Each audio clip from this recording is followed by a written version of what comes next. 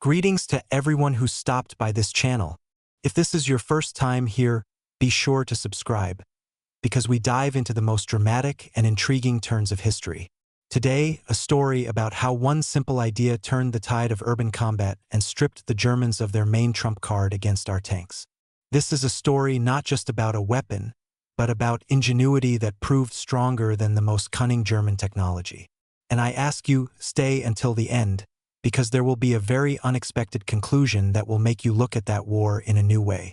And of course, don't forget to like and write in the comments what you think about such soldierly tricks. Your opinion is priceless to me. So listen, it was in 45. It seemed like everything was already decided. Our troops were rushing west, already fighting on the approaches to Berlin. Germany itself was ablaze. But Hitler, that obsessed fanatic, refused to admit it. He threw the last of what he had into the furnace of war. And besides the elite but already exhausted SS divisions, he had one more hope, the so-called Volkssturm, the People's Militia. The picture, honestly, was both terrifying and strange at the same time. Imagine, onto the streets of German cities come not young, well-trained soldiers, but old men and boys. They are driven at gunpoint by SS men, handed a strange tube and told, "This is your weapon. Go and stop the Russian tanks." And that weapon was the very Panzerfaust, the fist, as the Germans themselves called it. A simple, cheap, terrifying thing. Essentially, a disposable grenade launcher. It weighed very little, just about 3 kilograms. A teenager or a 60-year-old man could easily carry it. And most importantly, it barely needed any training to use. You took off the cap, pressed it to your shoulder, pulled the trigger, and off flew a shaped charge grenade, capable of burning through 15 centimeters of armor. Range only about 50 meters, but in the conditions of urban ruins, narrow alleys, basements, that was a lethal distance. For our tank crews who burst onto the streets of German cities, it became a nightmare. From every window, from every pile of bricks, this fiery fist could come flying. The tank burns, the crew, it's better not to speak of it.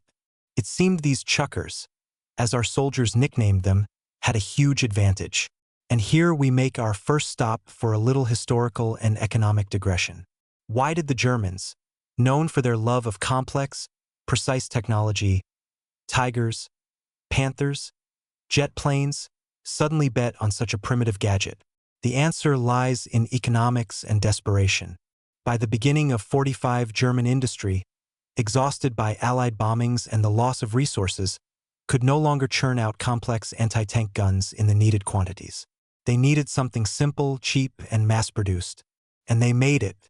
The Panzerfaust is the embodiment of total war, where everything and everyone is used. They produced an incredible number. According to various sources, more than 8 million units. Think about that number.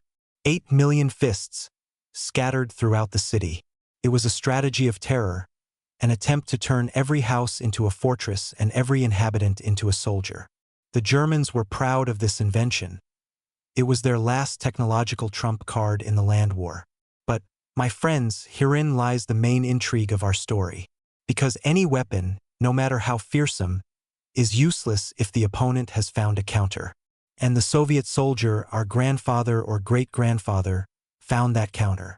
And he did it not with some top-secret technology, but thanks to ingenuity, comradeship, and simple, almost village-like tricks. And this, in my opinion, is the most beautiful part of this story. Iron did not defeat iron. Mind and courage defeated technology. So, how did they fight this all-penetrating fist? There wasn't just one way. A whole system was developed, forged in blood and experience. The first and main way, tactics. Our commanders quickly understood. A tank alone in a city is a target. A tactic of assault groups was born, simple like everything genius. The tank no longer moves alone. It is the core of a small but very cohesive unit. Ahead, some 50 to 100 meters, submachine gunners and machine gunners advance. Their task is to comb every basement, every window, every ruin. They are the eyes and ears of the tank. Behind them move sappers with grenades and explosives. And only then, covered from all sides, does the tank itself move. If a threat is spotted anywhere, the submachine gunners immediately engage, and the tank, without getting close, fires a high-explosive shell at the suspicious point. The effectiveness of the Faustniks under such conditions dropped dramatically. Getting a tank within those 50 meters became nearly impossible. And the Panzerfaust couldn't shoot from afar.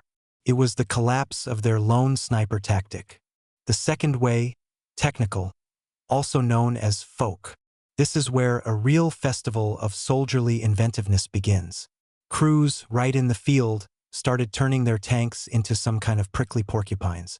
They welded all sorts of iron onto the turret and hull. Bedspring armor, grates, sheets, captured track links. It looked, of course, rather crude. The Germans later mockingly called such tanks Russian farmer tanks. But behind this unsightly appearance lay a brilliant calculation. It's about the physics of a shaped charge shell. To burn through armor, it needs to hit it at a precise right angle and at a strictly defined distance. And these very grids and screens broke the whole picture.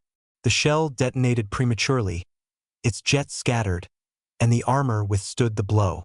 Today, this idea has evolved into complex reactive armor on modern tanks. But back then, it was bed springs that saved hundreds of lives. Remember this: sometimes salvation comes from the most unexpected place. It proves once again that in war, the winner is not the one with more expensive iron, but the one who thinks better. And finally, the third way, psychological. This is perhaps the most interesting part. Our soldiers, capturing warehouses and trophies, found entire crates of these very Fausts, and naturally tried them out. And it turned out that, against the German militiamen themselves, they worked wonders. Imagine the psychology of such a young or elderly Volkssturm fighter. He's hiding in the ruins, trembling with fear, but he's been hammered with the idea that he holds a wonder weapon that can kill a steel monster with one blow. And then he sees not a monster, but a man just like him, who from another window or around a corner shoots at him with the exact same thing. The effect was stunning. The myth of the Faust's invincibility shattered instantly. The desire to fight evaporated before their eyes. They threw down their grenade launchers and ran. It was the collapse of not only the tactic, but the very idea of total resistance. Now let's pause and think about this. By handing out millions of Panzerfausts to old men and children, the Germans essentially signed their death warrant. They turned them from ostensibly civilians into legitimate combatants, soldiers. And then, after the war, Western propaganda long and tediously shouted about the atrocities of the Red Army in Germany. But they forgot to mention one simple fact. If you pick up a weapon, you are a soldier. If you fire it, you are a target. And it doesn't matter how old you are or what uniform you're wearing. These are the cruel but inexorable laws of war. Our soldiers, showing miracles of ingenuity and courage, struck precisely at soldiers, at those who shot at them. And in that was their truth and their honor. So that's the story. A story about how the German fist, formidable and terrible, was unclenched by simple Russian ingenuity. Not by some super technology, but by the ability to work as a team, to adapt, and an incredible will to win. It's a lesson for all time. No weapon, no matter how perfect, can replace the human mind, spirit, and comradeship. What do you think of this story? Write in the comments, what do you think of such tactics for fighting grenadiers? Have you encountered similar examples of soldierly ingenuity in other wars? And most importantly, in your opinion, could Germany, by betting on such a weapon, have really changed anything in 45? Right. It's really interesting. And for me, honestly, your feedback is very important. Every like from you is a signal that this kind of in-depth work is needed. Every subscription is a chance to tell you even more such captivating stories. So let's grow this channel together. Hit the like button, subscribe, write comments, and we will definitely continue this journey into the past to understand our present. This was your name/channel name. Until next time on air.